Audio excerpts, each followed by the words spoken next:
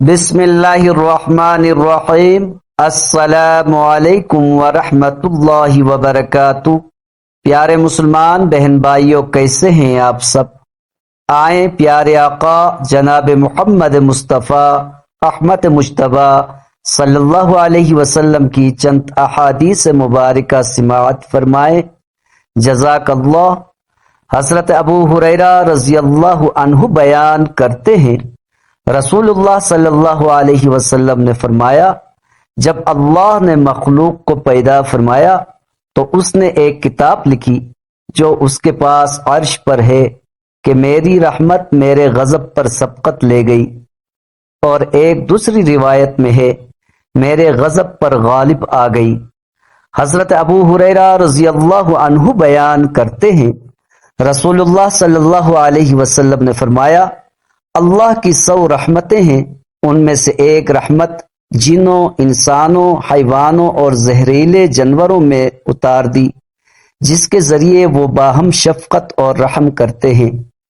اسی وجہ سے وحشی جانور اپنے بچے پر شفقت کرتا ہے، جبکہ اللہ نے 99 رحمتیں اپنے پاس رکھی ہیں جن کے ذریعے وہ روز قیامت اپنے بندوں پر رحم فرمائے گا۔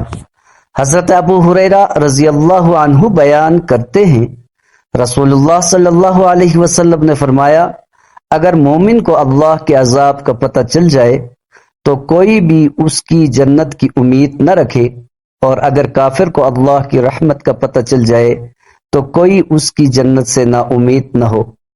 حضرت ابو ہریرہ رضی اللہ عنہ بیان کرتے ہیں، رسول اللہ صلی اللہ علیہ وسلم نے فرمایا، تم میں سے کسی شخص کے اعمال اسے نجات نہیں دلائیں گے۔ صحابہ کرام نے عرض کیا، اللہ کے رسول، آپ بھی نہیں؟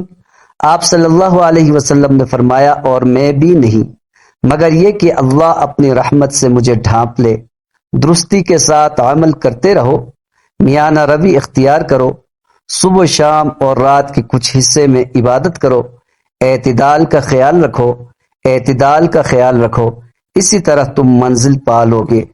حضرت جابر رضی اللہ عنہ بیان کرتے ہیں، رسول اللہ صلی اللہ علیہ وسلم نے فرمایا، تم میں سے کسی کا عمل اسے جنت میں داخل کرا سکتا ہے، نہ اسے جہنم سے بچا سکتا ہے، اور میں بھی اللہ کی رحمت کے ساتھ جنت میں جاؤں گا۔ ویڈیو اگر پسند آئی ہے تو ضرور چینل کو سبسکرائب کریں، ویڈیو کو لائک کریں، ایک پیارا سا کمنٹ کریں۔ شکریہ۔